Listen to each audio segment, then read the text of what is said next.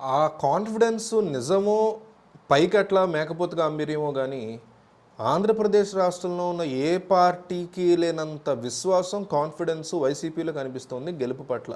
Definitely మేము గెలవడం guarantee అనే ఫీలింగ్ మాత్రం ఆ ఫీలర్స్ని జనాల్లోకి పంపించడం, తాము కూడా నిజంగానే అట్లా ఫీల్ అవడం వైసీపీ సక్సెస్ఫుల్గా చేస్తుంది.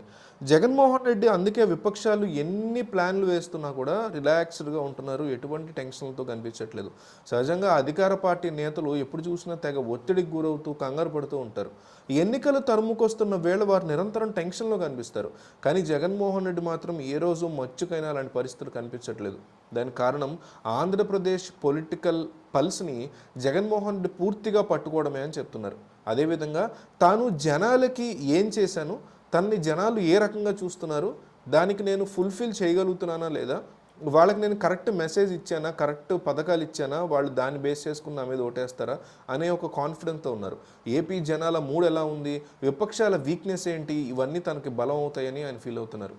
ఇక విషయానికి వస్తే జగన్మోహన్ రెడ్డికి పక్కా వ్యతిరేక మీడియా కానీ నేతలు కానీ స్వయంగా ఎంచుకున్న ఏ సర్వేలో కూడా వైసీపీ ఓటు షేరు ఎట్టి పరిస్థితుల్లో 45% తగ్గట్లేదు.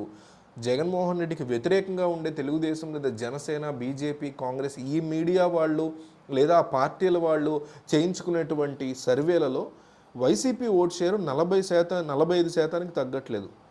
వైసీపీలో ఇది ధీమాని అసలు పెంచుతానికి అసలు కారణం అంటున్నారు. మరోవైపు చూస్తే వైసీపీ లెక్క ఎలా ఉందంటే మొత్తం ఏపీలో ఓటర్లు 4.5 కోట్ల పైచేలుకుంటే సగానికి పైగా అంటే 2.5 కోట్ల పైగా జనాభా సంక్షేమ పథకాలు అందించింది ప్రభుత్వం.